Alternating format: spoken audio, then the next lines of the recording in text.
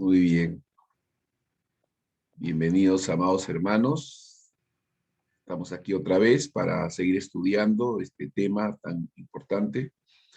Lo que es la predicación expositiva. Ya les he hecho llegar el material a la mayoría de ustedes para que puedan repasar, para que puedan meditar, estudiar y de esa manera profundizar un poquito más sobre el tema. Hay mucho material en realidad en el internet. Hay videos, hay mucho material que puede instruirnos y prepararnos, capacitarnos para poder aprender a desarrollar mensajes, exposiciones o predicaciones expositivas. La idea es poder comunicar las verdades de Dios, que tengamos como fundamento las Escrituras. Hemos notado a lo largo de nuestra experiencia ministerial, los pastores así lo han percibido a lo largo de sus ministerios, que ha habido una deficiencia a nivel del púlpito en cuanto a la transmisión de las verdades de Dios. Es lamentable tener que reconocer que muchas de las verdades que deberían emanar desde el púlpito, uno tenga que ir a un seminario bíblico, a un instituto bíblico, a ministerios paralelos, ¿no?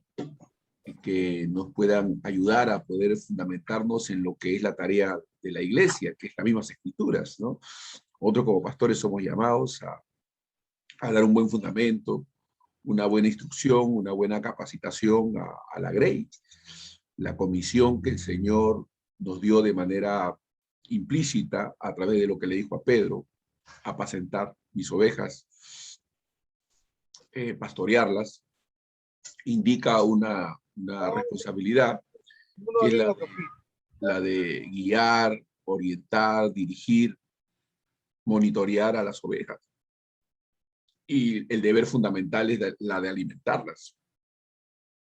A veces por la premura ministerial, nosotros delegamos esa tarea a instituciones como las que hemos mencionado y no asumimos la responsabilidad porque estamos más embarcados en desarrollar la visión de la iglesia local, comprar un local, tener estructura física, invertir en una serie de cosas que tienen que ver con lo material, y perdemos la perspectiva, perdemos la visión.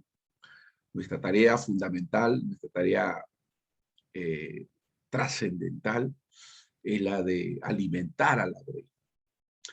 Y por cierto, para hacerlo no podemos recurrir a nuestros pensamientos, a nuestras ideas, por muy originales o geniales que nos parezcan.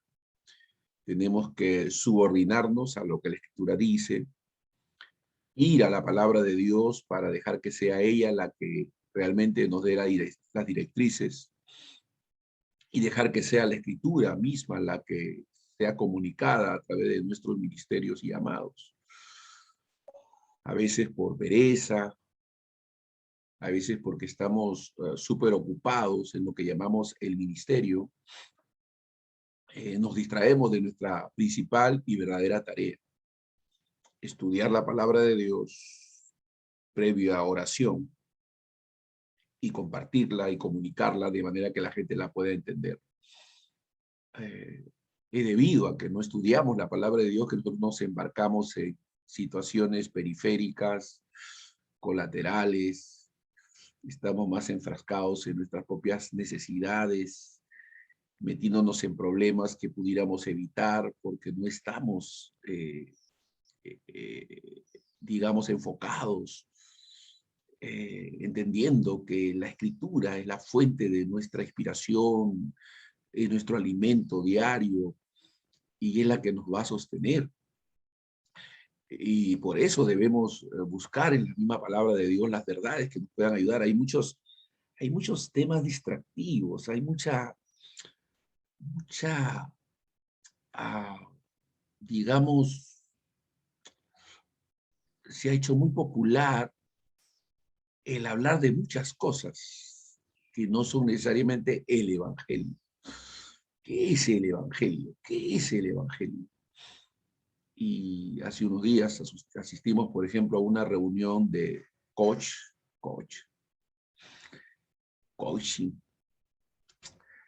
Y la verdad que la forma de cómo trataban de usar la escritura para que encajara con ese, entre comillas, llamado ministerio de coach, ese forzar la palabra, para tratar de que encaje con eso que tiene que ver más con los humanos que con los intereses divinos, es increíble, ¿no? Cómo uno puede recurrir a la escritura para usarla para su beneficio, para un beneficio no eterno, que no glorifica a Dios realmente, pero que satisface intereses temporales y momentáneos. Y no habría necesidad de hacer eso. Bueno, quieres dedicarte a ser coach, está bien, hazlo. Puedes ser un gran entrenador, un buen entrenador de asuntos naturales, pero querer usar la escritura para tratar de manipularla y hacer que encaje con una serie de prácticas, wow, es penoso, ¿no?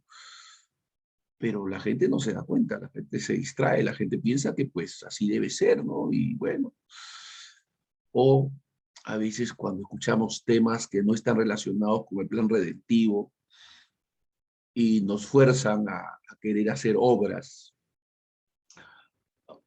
para poder obtener las bendiciones de Dios que ya han sido obtenidas en la persona de Cristo. Efesios 1:3 dice que hemos sido bendecidos con toda bendición espiritual en los lugares celestiales en Cristo. Y luego se nos condiciona de que si obedecemos, si hacemos tal o cual cosa, como dar, y etcétera. En fin, hay una serie de, de uh, prácticas a las que somos empujados como medios que tienen que ver con obras para poder obtener algo que ya Cristo obtuvo por nosotros y para nosotros, es lamentable, ¿no? Entonces, creo que hay un llamado a ser más serios en lo que es la escritura, en lo que es la palabra, a, a volver a los principios escriturales y creo que de eso se trata, ¿no? De convertirnos en verdaderos voceros de la palabra, de convertirnos en voces, no en ecos, de no buscar nuestra propia satisfacción, sino la gloria de Dios, renunciar a aquellas cosas que pudieran estar jalándonos o llamándonos, pero que no glorifican a Dios y que no son convenientes. Hay mucha tentación, hay muchos deseos que se mueven en nosotros con el propósito de empujarnos a cosas pecaminosas y de las cuales tenemos que huir y abstenernos. En fin, hay una serie de cosas que el diablo quiere usar para enredarnos y jalarnos a ciertas cosas que no son las convenientes, no son las adecuadas. A veces nosotros nos dejamos llevar por cosas que realmente no glorifican a Dios, pero ahí estamos para que la palabra de Dios nos ayude, ilumine. Y entonces tenemos que ser más serios, más responsables y ir a los principios que la Escritura nos muestra y presenta. En ese sentido, hay que entender que el llamado a predicar, el llamado a enseñar es un trabajo. No es cualquier trabajo, no es un trabajo como el de un ingeniero, un abogado, en el que uno puede manejar sus propios criterios, sino que más bien aquí nosotros nos convertimos en mayordomos, en siervos, sirvientes de la palabra de Dios. Y en consecuencia, lo que tenemos que hacer, en primer lugar, cuando preparamos un mensaje que vamos a predicar, es orar. Es orar. ¿Por qué tenemos que orar? Porque tiene que ser Dios el que nos enseñe y muestre lo que la gente necesita. Eso no lo podemos especular, no lo podemos imaginar, es algo que solamente Dios, que conoce los corazones, que conoce la necesidad específica que la gente tiene, puede darnos el mensaje que debemos de predicar. Ahora, en términos generales, todas las personas necesitan el Evangelio, sin excepción. Todas las personas necesitan el Evangelio. Hay que conocerlo. ¿Qué es el Evangelio? ¿Cuál es el Evangelio? Como dice en Apocalipsis, el Evangelio es eterno. Entonces hay que poder conocer el Evangelio. Que Dios, oramos para que Dios nos ayude a entender la verdad de su palabra. Que nos dé entendimiento, que nos dé luz, que nos dé revelación, que nos muestre realmente la verdad. Existen muchas verdades relativas. Las verdades de Dios son absolutas, son eternas, son las verdades que nos van a sostener. Pero solamente esa revelación nos puede venir de Dios. Que Dios nos dé el entendimiento, nos dé la luz, nos dé la capacidad. Y orar también para que Dios abra los corazones de los que van a oír. Porque definitivamente todos están abiertos a las verdades de Dios. Debemos orar para que Dios toque los corazones y haya pues en las personas, nuestros oyentes, una disposición por escuchar la palabra de la gente. Se cansa. La gente no necesariamente persevera. Y la gente anda buscando soluciones inmediatas. Está más preocupada por los problemas que tienen que ver con lo temporal. Que Dios toque sus corazones y les haga entender que lo fundamental, lo más importante son las verdades de Dios, las verdades eternas, aquellas verdades que nos van a ayudar a vivir y a morir bien, ¿no? Entonces, tenemos que orar a Dios. Tenemos que orar a Dios para que Dios nos guíe también a escoger los textos o el texto que sea el adecuado para determinada situación o circunstancias. Que sea que nosotros podamos dar el mensaje que la gente necesita. Ojo, hay que distinguir. No el mensaje que la gente cree necesitar, sino el mensaje que la gente realmente necesita, ¿no? Porque la gente tiende a pensar en sus necesidades en relación a lo que está viviendo en el momento. Pero más allá de esa necesidad aparentemente inmediata, hay necesidades que van más allá y que son las fundamentales y ellas son las que van a dar solución a lo inmediato si las abrazamos, ¿no? Entonces hay que orar a Dios para que Dios nos dé el mensaje que la gente necesita, escoger el texto adecuado y que sobre todo el texto que vamos a elegir nos haya conmovido a nosotros, haya tocado. Porque si no nos ha tocado, si la palabra de Dios no ha hecho una obra en nosotros, ¿cómo la pudiéramos comunicar con convicción, con certeza?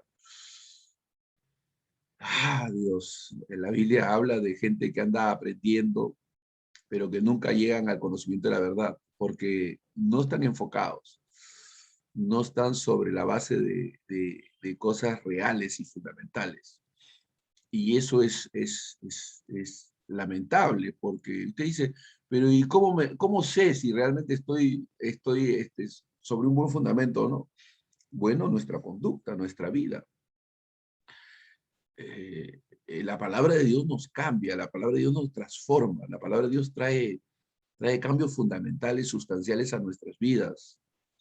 Y aunque la naturaleza carnal, caída, la pecaminosidad, las tentaciones siempre están presentes, y un poder que nos sostiene y nos habilita para sobreponernos a ese tipo de debilidades por la gracia de Dios, porque estas verdades renuevan nuestra mente y tienen un efecto en nuestra conducta y en nuestra manera de actuar y de hacer las cosas.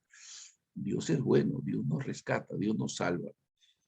Y aceptamos la autoridad de Dios, aceptamos que en Dios tenemos que renunciar y hacer aquellas cosas que realmente convienen, y no aquellas cosas que nos satisfacen, ¿no? Entonces la palabra de Dios tiene que habernos tocado, tiene que haber traído una convicción, un toque a nosotros. Y un método adecuado para estudiar y enseñar la palabra de Dios es hacer estudios sistemáticos de la palabra de Dios. Yo insisto en recomendar esta página de Indubiblia, y trabaja el estudio inductivo de la palabra de Dios, insisto, porque nos ayuda a estudiar la escritura de manera sistemática,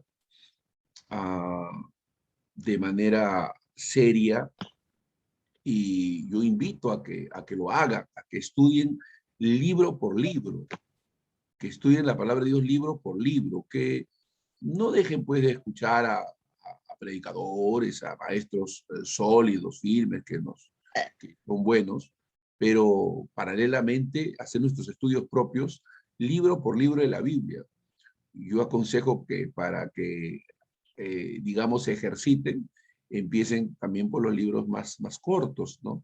El libro de Filimón, el libro de Judas, son libros pequeños, de un solo capítulo, pero que se puede estudiar considerando, pues, el autor, los destinatarios, el propósito de la carta, el contexto cultural en que fue escrito, el contexto histórico, el área geográfica, contexto geográfico, el idioma que se usó y que se hablaba en aquel tiempo. O sea, uno va practicando, ¿no? Va haciendo ese ejercicio con estos libros cortos, pero eso nos ayuda para poder luego abordar libros más largos, ¿no? Eh, para estudiarlo libro por libro, para tener una idea conceptual de lo que el libro se propone, de lo que el autor se propuso cuando escribió y dio ese libro. Entonces eso nos ayuda para tener buenos fundamentos, para aprender a interpretar con corrección las escrituras. Yo me muevo en un ámbito pastoral, ministerial, muy fluido. Estoy en contacto permanente con colegas, pastores, amigos que ejercen el ministerio pastoral en diferentes lugares del Perú y sí, de otros lugares. Y tengo diálogos con ellos y me encuentro con que algunos de ellos no manejan herramientas adecuadas para interpretar, para dilucidar el estudio de un libro en particular. Entonces, wow, digo, Señor, la responsabilidad que ellos tienen es grande. Pastorear es una tarea delicada, pero si ellos no están usando las herramientas adecuadas, ¿cómo pueden guiar al pueblo? Me encontré con un pastor que me dijo, Toniel, después de leer el libro que me has dado, he descubierto que lo que yo enseño es pura psicología, me dijo él, ¿no? Dijo, Dios mío, tengo que hacer grandes cambios, me dijo en mis mensajes, Otoniel, porque, wow, me he sentido exhortado, reprendido por este material que he leído. Pero fíjese, ¿no? Pastor amigo, honesto, me dijo eso. Y hay otros, ¿no? Que tienen similares experiencias.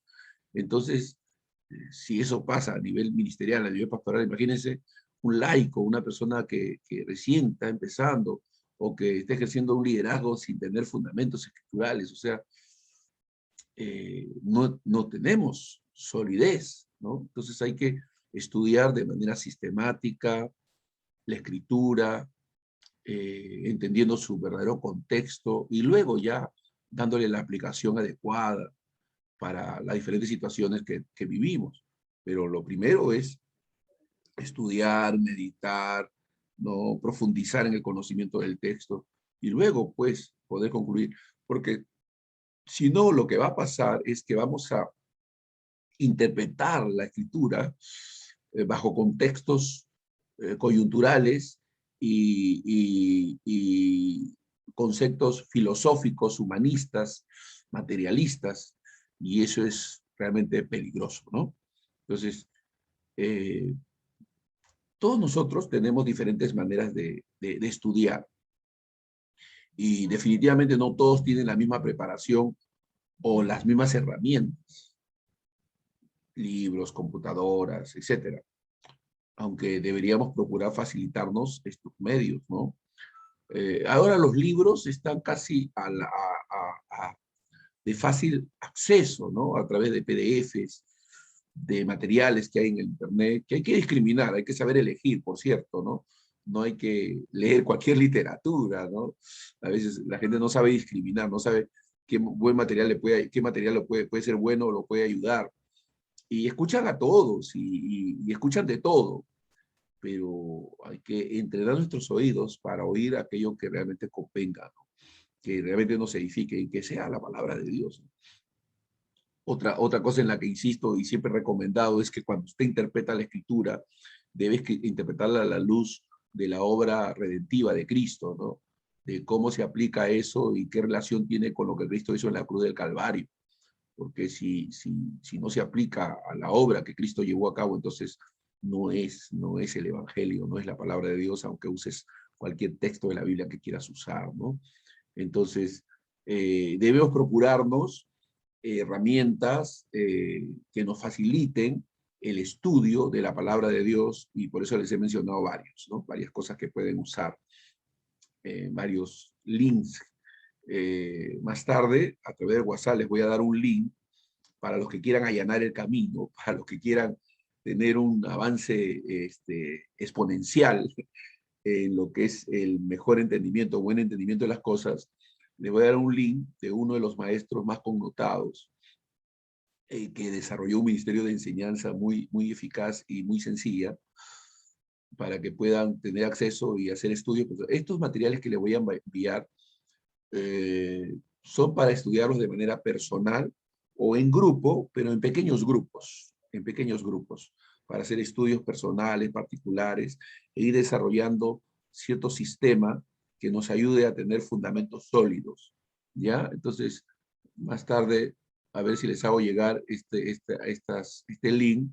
Tengo un link ahí que les puede ayudar para hacer estudios personales, particulares. Yo lo uso mucho, y a veces nosotros los predicadores por vanidad, por orgullo, damos a entender o insinuamos como que estamos recibiendo una revelación especial o particular, y quitamos el mérito a las personas que nos ayudan y nos instruyen, aquellos de donde bebemos y recibimos. Y eso no es bueno. Debemos nosotros facilitar que nuestros oyentes, nuestros alumnos, la gente que tiene acceso a nosotros para recibir ciertas instrucciones, facilitarles el camino, ayudarlos a conectarlos a materiales que los puedan ayudar. Y por eso les voy a dar un link que los pueda ayudar a allanar el camino. Ciertamente de algunos no será mucho de su agrado, porque hay algunos que les gusta la emoción, les gusta el grito, les gusta el show, ¿no? Les gusta la cosa emocional, emocionante, vigorosa, ¿no? Y pocas veces les gusta la reflexión, ¿no? Entonces, pero estos son materiales de reflexión, ¿no? De análisis, de estudio, de meditación, que nos pueda ayudar a poder crecer un poquito más, madurar un poquito más, ¿ya? A los alumnos, así se los haré llegar a través del WhatsApp de mis alumnos, de los alumnos de Otoniel, ¿no? Entonces, las congregaciones suelen ser distintas, pero las necesidades son las mismas, ¿ah? Las congregaciones suelen ser distintas, pero las necesidades son las mismas. Hay que buscar buenos materiales que nos ayuden a predicar efectivamente, con poder. Hay que entender las verdades en la Biblia. Hay que aprender a relacionar las verdades. Ninguna verdad se contradice, sino que por lo se complementan o amplían, pero no hay contradicción en ellas, y hay que buscar esa correlación entre una y otra verdad en las Escrituras. No hay contradicción, ¿no?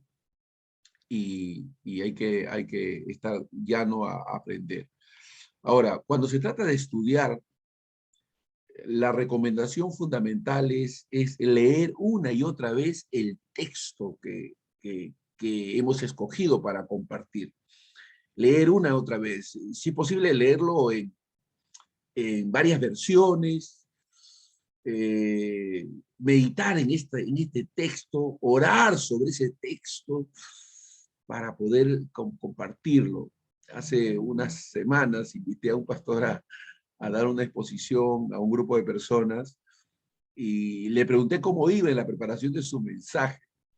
Y él es un pastor emergente, no lo juzgo, está recién haciendo ejercicios ministeriales en lo que es la predicación, la exposición, y él hizo un comentario que revela, pues, que todavía no he entendido muy bien de qué se trata la predicación.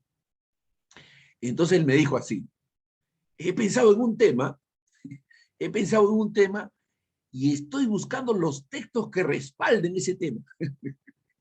Digo así, he pensado en un, fíjense que no, es un pastor emergente nuevo, ¿no? Recién está haciendo el ejercicio de la predicación, así que ni hay burla, ni hay desmedro, ni hay juzgamiento para él, sino que simplemente revela su nivel, ¿no? El nivel de entendimiento que tiene de las cosas. Todavía no he entendido, y mi trabajo ayudarlo a entender, porque es mi amigo y es un pastor, de que no es así como se preparan mensajes, pues. No es que prensas en un tema y luego buscan los textos que respalden o apoyen ese tema. No, pues, así no se prepara, no. El tema emerge del texto. O sea, tú meditas la palabra de Dios, tú meditas la escritura, y el tema emerge del texto. No es que tú pones un tema y el texto respalde el tema. No. El tema es la consecuencia o el efecto del texto. Es el texto el que determina el tema y no el tema el texto. ¿Entiende la figura? O sea, no es que tienes que escoger el tema para ver el texto. No, tienes que escoger el texto para ver qué tema sale del texto. No, esa es una tarea a veces un poco complicada, no difícil, complicada, pero que necesaria para poder comunicar verdades desde la palabra de Dios y no predicar nuestras ideas o sugerencias, ¿no? Entonces eso es elemental, ¿no? Entonces hay que escoger el texto, meditar en ella y orar sobre ella. Yo recomiendo escribir el texto y hacer un comentario sobre el texto.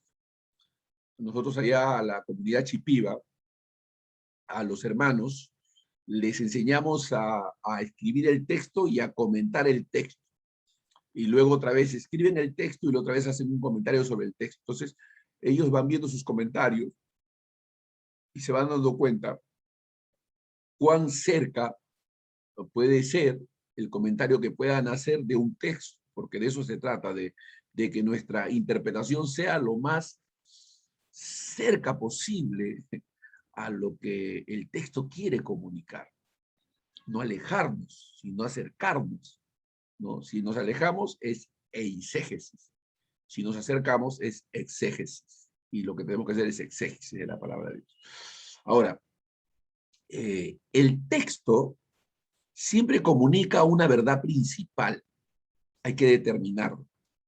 Es decir, determinar la verdad principal del texto. ¿Qué vamos a enseñar? O sea, ¿qué es la verdad que emana del texto para enseñar, para comunicar? ¿De qué trata? ¿Cuál es el mensaje? Y por cierto que siempre tiene que ser una sola cosa, pues, ¿no? El texto, ¿qué dice? ¿Qué quiere decir? ¿No? Eh, eh, para saber qué significa el texto, hay que, pues, ir a su contexto, ¿no? Todos los contextos posibles del texto. Y interpretarla, ¿no? Interpretarla. Ahí entra lo que decimos la hermenéutica, ¿no? ¿Qué es la hermenéutica? La interpretación, hermenéutica bíblica. ¿Qué significa el texto? Porque cada versículo tiene un solo significado, con una sola interpretación correcta. Esas ideas de que cada uno tiene su propia interpretación es incorrecta, ¿no? La Biblia no puede tener varias interpretaciones, y puede tener varias aplicaciones, pero no varias interpretaciones. Una de todas tiene que ser la verdad. Y todas las demás deben estar equivocadas. El trabajo del predicador es alcanzar el significado exacto que Dios quería decir a través de los escritores humanos originales. Eso se llama exégesis. Y por supuesto hay principios de interpretación, ¿no? Hay que estudiar y pensar en el contexto, hay que estudiar y pensar en el significado de las palabras claves, y buscar un diccionario bíblico, si se puede, ¿no? Que nos pueda ayudar. Estudiar otros textos que hablan de la idea principal del texto que hemos escogido, las verdades relacionadas, comparar la palabra con la palabra, El significado de un texto no puede chocar con la enseñanza clara de cualquier otro pasaje de la Escritura. Eso es fundamental. El significado de un texto no puede chocar con la enseñanza clara de cualquier otro pasaje de la palabra de Dios. Siempre buscar la armonía de los pasajes difíciles y los pasajes poco claros a la luz de las verdades claras. Buscar la armonía, no puede haber contradicción, ¿no? Siempre hay verdades claras los pasajes difíciles o oscuros, ¿no? Eh, por eso, por eso también, este es otro consejo, aparte de hacer un estudio, aparte, a- a- aparte de hacer un estudio sistemático de la palabra de Dios, un estudio detallado de la Escritura, aparte de hacerlo, hay que buscar teología sistemática. Hay que buscar teología sistemática. La teología sistemática nos ayuda, tiene su lugar, ¿no? Hay un valor intrínseco en la teología sistemática.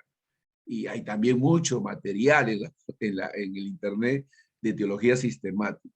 Yo recomiendo, para allanar un poco el camino, eh, estudiar teología reformada, ¿no? Teología reformada, porque en el tiempo de la Reforma se desarrolló mucho la teología. Hubo una dedicación muy profunda al estudio de la teología y por eso recomiendo la teología reformada, ¿no? Para que de ahí emane y puedan de ahí tener un mejor fundamento. Y mucha teología sistemática emanó de ese tiempo de la Reforma. Así que ahora que estamos celebrando los 504 años de la Reforma, ¿no? 1517 a la fecha, 504 años, pues tomemos en cuenta la teología reformada, lo recomiendo, ¿no? Busque ahí qué es la teología reformada y puede tener mucho material ahí que lo pueda ayudar. Debemos conocer las verdades fundamentales, porque eso nos va a ayudar a interpretar correctamente cualquier parte de la Biblia. Debemos poder conocer y entender las verdades fundamentales, ¿no? Estudiar o preguntar a otros cómo ellos ven el mismo texto, especialmente si no estamos seguros que nuestra interpretación es correcta. Entonces consultemos, comparemos, compartamos con otros que tienen una mayor luz, una mejor comprensión, una mayor preparación, porque eso de las novedades, de que a mí Dios me reveló y no sé si a otros, pero yo sé, no, hay que comparar, no. Nosotros somos parte de un cuerpo, no somos solos, solitarios, ¿no? Entonces hay que someter nuestras posiciones o creencias teológicas o bíblicas a la luz de otras personas más entendidas que nosotros para evaluar y juzgar lo que nosotros estamos creyendo o pensando, ¿no? Y podemos ser corregidos, estamos abiertos a la corrección. Entonces estudiar, preguntar, comprender que la naturaleza pecadora va en contra de una interpretación correcta de la Escritura. O sea, el primer bache, la primera brecha con la que nos vamos a encontrar es con nuestra propia inclinación pecaminosa que busca egoístamente su propia satisfacción, ¿no? Entonces hay que tener cuidado. De eso la Biblia dice, si queremos hacer la voluntad de Dios, conoceremos si la doctrina es de Dios o no. O sea, la disposición nuestra debe ser a querer hacer la voluntad de Dios. Porque el hombre común no quiere aceptar las verdades de Dios como es, ¿no? Tratará siempre de hacer decir a la Biblia lo que no significa. Y hay que tener cuidado con ese tipo de inclinaciones, ¿no? A veces manipulamos la escritura para nuestro propio beneficio, inclinándola hacia nosotros y haciendo perder su verdadero significado, ¿no? Entonces eso es peligroso. La Biblia dice que no debemos ser como algunos que medran, falsificando la palabra de Dios. O la usan con otros motivos, con motivos subalternos, ¿no? No para exaltar a Cristo, no para exaltar a Dios, sino para sacar un provecho personal. Y eso no debe ser. Debemos tener cuidado. Nuestra función debe ser siempre de gracia. Otro consejo es pensar en lo que quiere decir la verdad del texto para nuestra propia vida y la vida de los oyentes, que viene a ser la aplicación.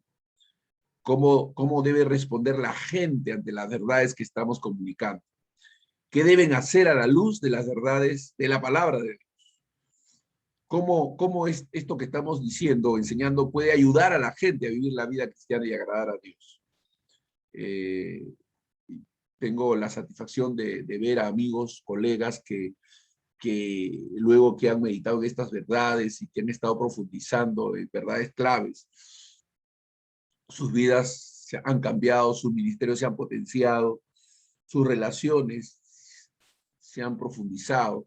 Y es maravilloso poder ver la efectividad. Hace unos días hablaba con una hermana y decía, tú eres la evidencia visual de cómo la palabra de Dios transforma, de cómo la palabra de Dios tiene efectividad, porque tu ministerio ha cobrado un cambio exponencial, poderoso, a raíz de tu comprensión clara y precisa de lo que el Evangelio es, de lo que la palabra de Dios es, y me gozo en eso, ¿no? De que realmente la palabra de Dios transforma, la verdadera palabra de Dios, ¿no? Que hay una ahí que no es la verdadera, es una palabra falsa, es una emoción, es una ilusión, es un engaño, ¿no?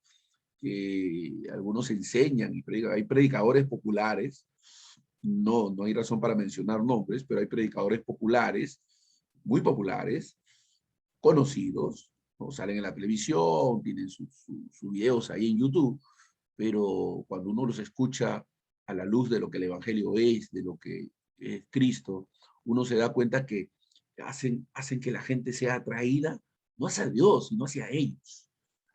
Hace que la gente los idolatre a ellos. Hace que la gente se centre en ellos, esté enfocado en ellos y no en Cristo, no en Dios, no en la palabra. Y todo lo que te aleje de Cristo, de Dios o de la palabra, y ponga la palabra, Cristo y a Dios en segundo plano, para ponerse ellos en primer plano, no es de Dios, pues. Eso no glorifica a Dios, no puede ser. Dios es celoso, Él no comparte su gloria con nadie. Y nuestro trabajo es acercar a la gente a Dios, no a nosotros. Hacer que la gente dependa de Dios, no de nosotros, ¿no? Nosotros somos un instrumento de amor, de gracia, de parte de Dios para bendecir y ayudar, pero no somos la fuente de las verdades, sino Dios es la fuente, ¿no? Nosotros solamente somos medios y nunca hay que poner los ojos en los medios, siempre en la fuente. Nunca hay que poner los ojos en los medios. Hay que ser agradecido. Yo tengo gente que son medios de bendición para mi vida, a quienes les agradezco y a quienes honro, pero no son mi fuente de bendición. Mi fuente de bendición es Dios. Entonces yo tengo que siempre darle la gloria a Dios, ¿no? La Biblia dice, no a nosotros, oh Señor, sino a tu nombre la gloria, por tu misericordia y tu verdad, ¿no? O sea, dándole la gloria a Dios. No, eso no, de ninguna manera quiere decir que desmerezcamos la obra que los hombres llevan a cabo. Somos agradecidos, bendecimos sus vidas, los gratificamos según podamos, queremos ser fieles, pero nuestra honra y reconocimiento pleno es a Dios, no a los hombres. Entonces, muy importante. Dijimos que íbamos a dar un tiempo para hablar sobre las ilustraciones. Las ilustraciones deben hacer más claras las verdades de la palabra de Dios a la aplicación, ¿no? O la aplicación. Las aplicaciones deben tener una estructura sencilla, ordenada, que encaje con el mensaje, ¿no? Siempre entendiendo cuál es el punto principal que queremos comunicar, cuál es la meta del mensaje, cuáles son sus puntos. Las ilustraciones tienen su lugar, ¿no? Tienen su lugar. Les dije que las ilustraciones son como una ventana en una habitación por donde entra la luz, ¿no? Por donde entra luz, más luz. Entonces, las ilustraciones deben ser comprensibles, deben ser sencillas, deben ser cortas.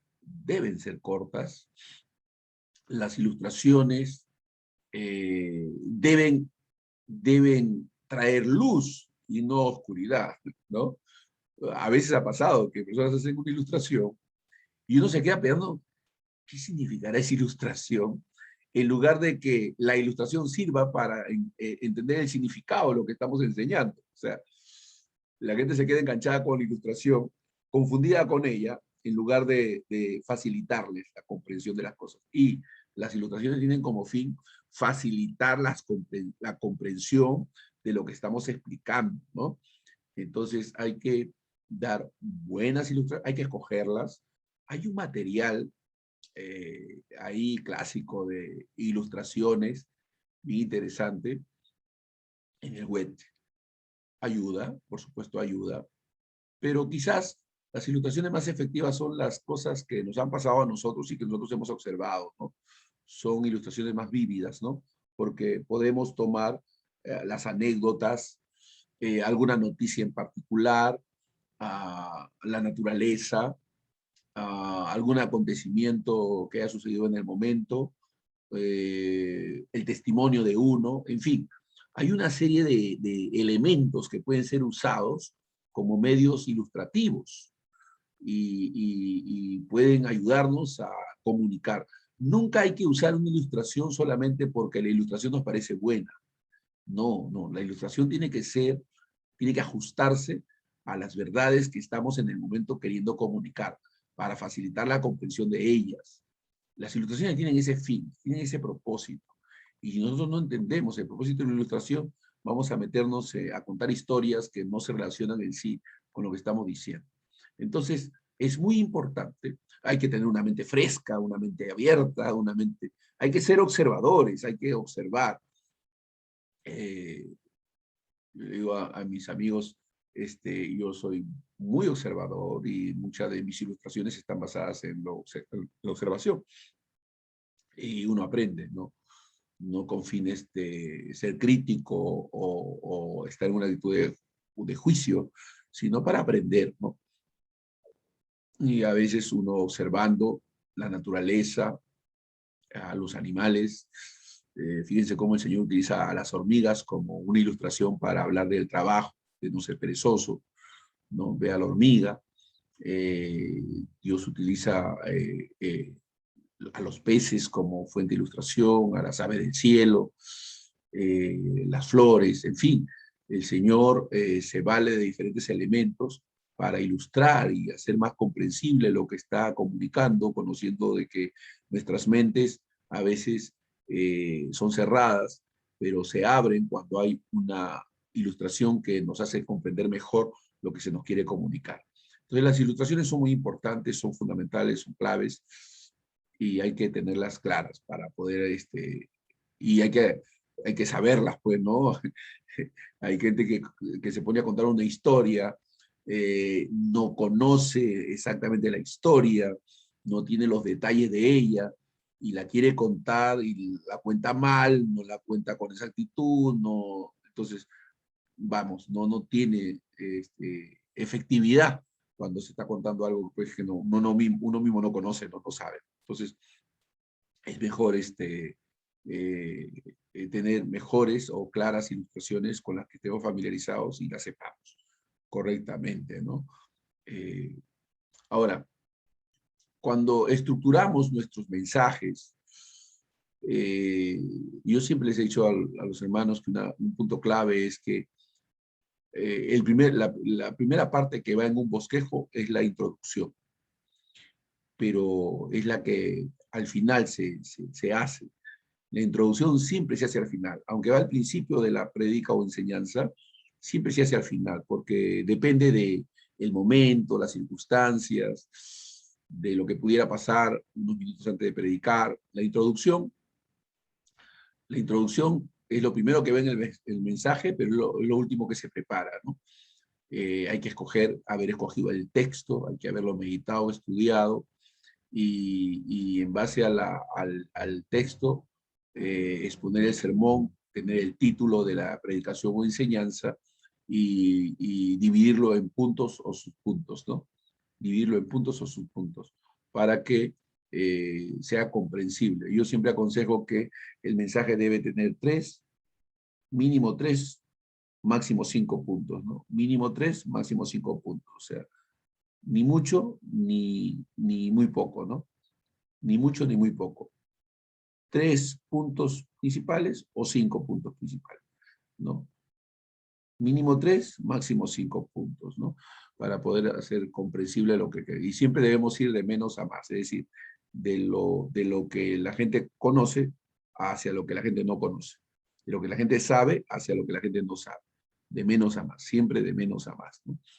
De lo más conocido a lo menos conocido. Ah, bueno. Más o menos hemos cubierto varios aspectos, gloria a Dios, en este tiempo. Y bueno, vamos a orar un momentito y si tiene algún comentario lo hacemos. Padre, en el nombre de Jesús, te damos gracias, Señor, por este tiempo. Ayúdanos a poder entender estas cosas sencillas, Señor, pero tan elementales, para poder aprender a ser más eficaces en la exposición de la palabra y no tratar de impresionar o quedar bien sin que comuniquemos cosas que realmente nutran o alimenten a la congregación. Padre. Ayúdanos. En el nombre de Jesús. Amén y amén. Acá hay dos preguntitas, ¿no? ¿Qué diccionario es adecuado? ¿No? Hay un diccionario teológico de Ben o Ban, algo así. Diccionario teológico de Ben o Ban, ¿no? Diccionario. Y en cuanto a la teología sistemática, eh, hay varias, ¿no? Hay varias. Hay la teología sistemática de Berco. En lo fundamental, excelente, buen libro.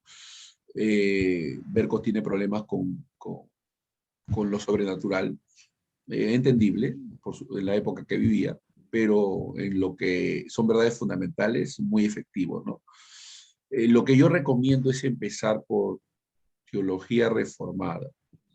Si pueden ustedes ir al Google y buscar qué es teología reformada y leer un poquito al respecto, les va a ayudar.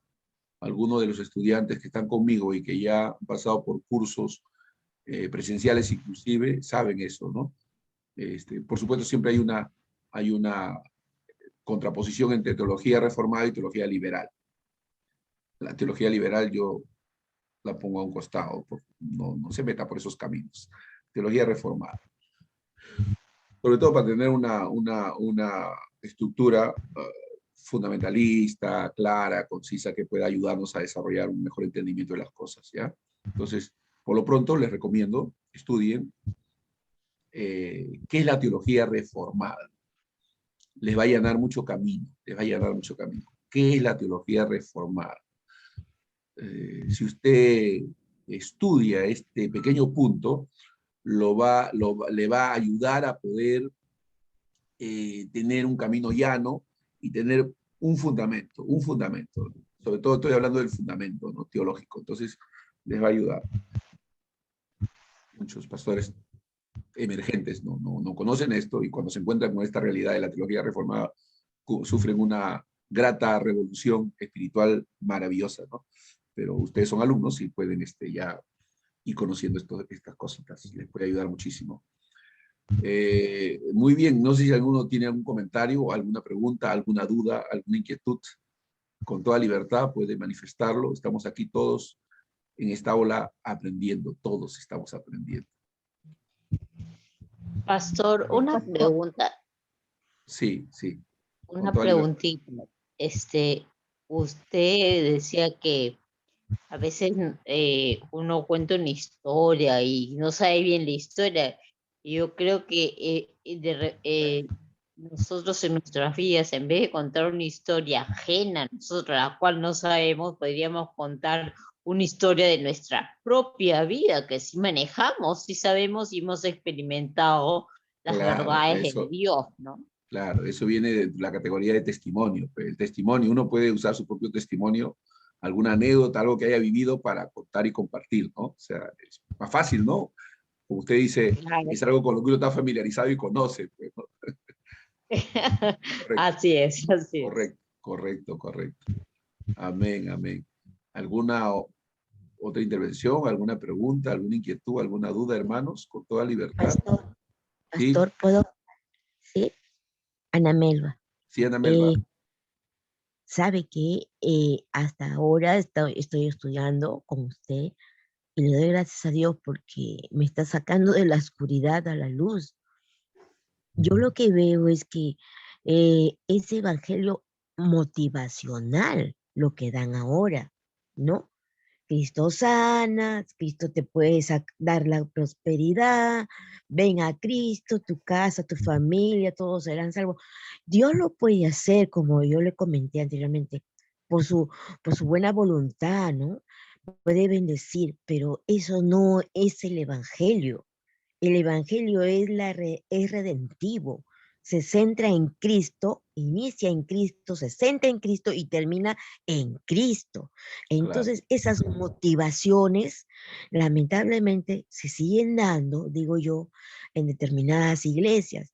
Y yo me avergüenzo ahorita y le pido así, escuchando a usted, perdón a Dios, porque digo, Dios, tú no eres mi sirviente, mi mayordomo, para decir, ay, mira, ven a Cristo y te sanarás. Y yo también he estado así, ¿no? Entonces digo, Señor, no me sanas, y retrocede. Dígame usted, ¿cómo la criatura le va a decir al alfarero lo que tiene que hacer? Gracias a Dios estoy entendiendo de que si Dios dispone y es su voluntad hacerlo en mi vida en determinadas áreas que yo pueda estar careciendo, lo hará. Pero estoy asimilando que si no es así, es su pura voluntad y Él ahí se tiene que magnificar en mi vida. Yo no puedo mandarlo al Señor a que haga lo que yo quiero. Qué vergüenza, pero gracias a Dios que estoy saliendo de esa ignorancia. Gracias a Dios por su vida, pastor. Muchas Amén, Ana gracias. Melba. Sí, en realidad la oración tiene como principio una actitud petitoria, ¿no? O sea, la oración es un pedido, la oración no es una demanda, ¿no? La oración no es una demanda, la oración no es una exigencia, la oración es un pedido, es algo que suplicamos, que pedimos, por gracia, por misericordia, porque Dios es amor, pero se lo pedimos, no se lo exigimos, ¿no? Y a veces, como dice nuestra hermana, tenemos una actitud de exigencia hacia Dios, como si Dios recibiera nuestras órdenes para hacer lo que nosotros demandamos que Él haga. Pero la oración no es una demanda, la oración es una petición. Y la pedimos a Dios, y Dios en su gracia, en su misericordia nos contesta y nos otorga, porque nos ama, porque es bueno, porque su naturaleza es dar, pero no porque esté obligado a hacerlo, ¿no? Es por gracia. Entonces hay que también entender esas premisas para no caer en actitudes que no son las correctas de parte de nosotros, ¿no? Es como, imagínense, nosotros cuando somos niños o cuando creíamos niños, han visto los niños cómo se encaprichan y piden, exigen? ¿Han visto niños caprichosos que, mamá, dame un helado, me das un helado, y si no me das un helado, entonces lloro y me tiro al piso, ¿no? Entonces exigen, ¿no? Que se les dé un helado, y ya. Y la mamá, el papá, para evitarse, pues, ahí cosas conflictivas, le dé el helado. Entonces, de niños, crecemos así con esa actitud y queremos con Dios hacer lo mismo, ¿no? Y queremos hacerle así como un drama a Dios, pero no, a Dios hay que ir con humildad, hay que pedirle, y por gracia, y Dios es bueno, Dios nos ama, pero Él no se mueve en base a caprichos, ¿no? Sino en base a propósitos. Amén. ¿Alguien más quiere decir algo? Amén. ¿Sí? Pastor, yo quería, buenos días hermanos. Es un tema, la verdad que me siento bendecida, pastor. Recuerdo nomás que Lorena, cuando nos invitó, yo fui la única que dije que sí. Pero estoy bendecida porque en realidad el tema que usted nos ha estado dando y enseñando, yo creo que el primer paso que nosotros deberíamos dar es el nuevo nacimiento. Amén. Si nosotros no tenemos el nuevo nacimiento, porque nosotros tenemos que estar sobre la roca. Amén. El segundo sería el sometimiento. Si nosotros no nos sometemos al Señor, seguimos viviendo en nuestro propio entendimiento. Y como dice la palabra, ¿no? En Juan 16:13, pero cuando Él, el Espíritu de verdad, venga, os guiará a toda la verdad, pero no hablará por su propia cuenta, sino Amén. que hablará todo lo que oiga y os hará saber lo que habrá de venir. Entonces, cuando uno se somete y uno deja de ser uno mismo y se crucifica también al lado del Señor. Entonces, yo muchas veces digo, Señor, que no se haga mi voluntad. Yo no quiero que mis decisiones sean como yo quiero, mas yo quiero oír tu voz, mas yo quiero que tú me guíes, mas yo quiero, Señor, que mis palabras sean las tuyas, porque Gloria yo quiero ser una sierva de Dios, no quiero hacer lo que yo quiero. Entonces, muchos de nosotros a veces nos valemos sobre nuestro propio entendimiento. Y ahí es ahí cuando escuchamos otras doctrinas y nos desviamos, ¿no? Pero mientras que no nos sometamos al Señor, no vamos a tener esa dirección, ¿no? Y yo como por ejemplo, cuando estuve en una antigua congregación, había el Evangelio de la Prosperidad, ¿no? Siempre hablaban la necesidad del resto. Entonces llegó un momento en que yo llegué a una pastora y me acuerdo que le hablé, porque yo soy casada, pero yo estuve separada durante 15 años. Entonces yo dije, Señor, yo me someto a ti. Yo no quiero pensar lo que yo quiero. Le hablé a la pastora y me dijo, ¿cómo es posible que tú hayas vuelto con tu esposo? Tú tienes que denunciarlo. Yo la verdad, pastor, me quedé asombrada. Wow. Y dije, ¿qué me está hablando? Y si tú crees que yo hablo y me pongo delante de toda la gente, no todo es verdad, porque yo necesito un psiquiatra y tú necesitas un psiquiatra. Entonces yo dije, Dios mío, ¿dónde estoy? Y le dije, Señor, yo recuerdo que dije, Señor, yo la veía a la pastora después hablar y era como si abriera la boca, nada más. Le pedí dirección al Espíritu Santo y ahora estoy en esta congregación donde mi pastor me dice, donde no hay un nuevo nacimiento, las promesas y todo lo demás va a quedar al aire. Así es, así es. Y aprendí a someterme y de ahí he estado haciendo grupos de oración. Y como usted dice, primero, cuando nosotros enseñamos, primero tenemos que orar. Claro. Que el Señor nos dé una palabra. Y cuando el Señor nos da una palabra, nos utiliza y salen cosas tremendas. Amén. Que tocan a muchas personas. Sale el tema después de ahí. Y es grande, y todo para gloria del Señor. Gloria y hay que seguir evangelizando porque hay mucha gente que necesita del Señor.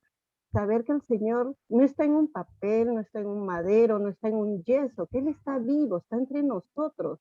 Y nos dice, aquí estoy, pero nosotros lo rechazamos. Así es, y todo que sea para gloria del Señor. Yo estoy muy bendecida a estar acá con todos ustedes, hermanos, y sobre todo con usted, pastor.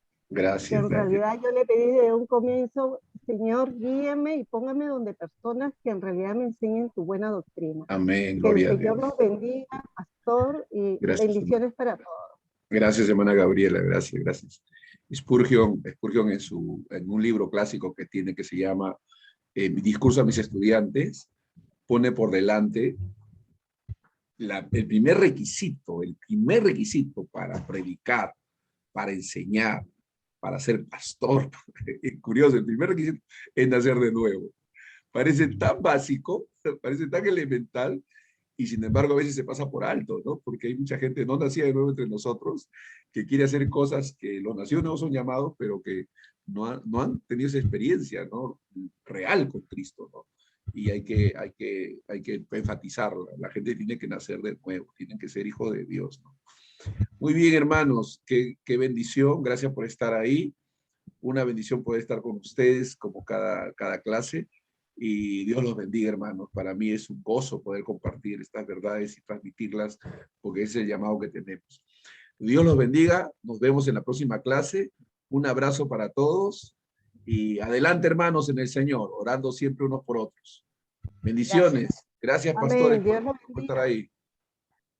Gracias, pastor. Bendiciones. Bendiciones, gracias. Bendiciones. Un abrazo para todos. Bendiciones, pastor. Pastora Yané, un abrazo. Bendiciones. Un abrazo para todos ustedes. Bendiciones. Chao.